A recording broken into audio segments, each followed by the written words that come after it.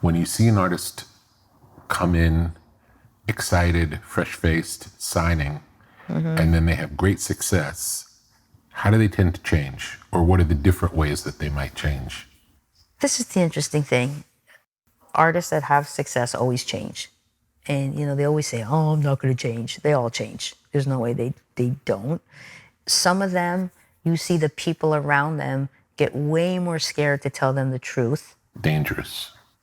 I always find that regardless of how big they get, I still feel like, my responsibility is always to be as honest as possible. So it's not just the artist that changes with success. It's the artist and their whole camp changes with success. Yeah, and sometimes the camp can change more, and the impact of that is really bad for the artist. Correct. And that's something that no one really talks about. Yeah. Is that it's not only the artist that changes with success. Yeah. It's all of their immediate circle that all of a sudden changes. So you're not just dealing with an artist by themselves and that personality that, all of a sudden might be thinking they're right. And again, the music business, I always say, it's not about being right or wrong. It's your gut, it's your opinion, but then you got to live with the decision you're going to make. Mm-hmm.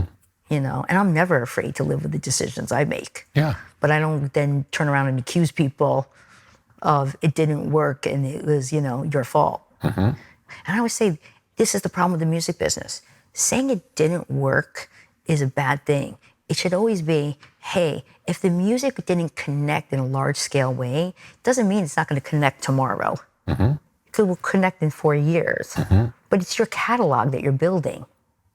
But, part of the problem with the business right now is everyone wants instant success. And everyone thinks they can create a viral moment. And none of us can create it. Yeah, it happens when it happens. It happens when it happens. Yeah. Make great music. Stand behind it. And don't be afraid to play it. Don't be afraid to share it. Don't be afraid to promote it. Do you think that the artist and the label's goals are aligned? We're always aligned in that we don't get paid if your shit doesn't work. We're always in alignment, but for some reason, listen, the PR job of the music labels has never been a good, that for 100 years. We've always been the big bad label, right? Yeah. And by the way, the music isn't as big and as successful. It's never, well, maybe the song just didn't resonate with your audience. It just didn't resonate the same way that the other songs you made resonated. But, artists don't want to accept that. It's always, well, you didn't do a good enough job promoting or whatever. And so I've always learned that, for the sake of the relationship, I just take it. Mm-hmm. Just take it and say, how do we move forward? What does an artist manager do today, 2024? It depends on the manager. Some managers are so good and lock arms and we plan and we plot and we scheme together. And some managers are so proactive in the conversations and the planning process and really understanding that there's a global view and how do we talk about not just here, but the globe and what do we need to do to operate on a bigger level. And then you have some managers that were in the right place at the right time and just answer a phone and wait to be told hey, this is what's going to happen. How does global work for Atlantic? So we have an incredible team of people that work with the global marketing team. So when you put content up and music up, it's everywhere at that moment. So the opportunity is really globally. And we don't care where the spark starts.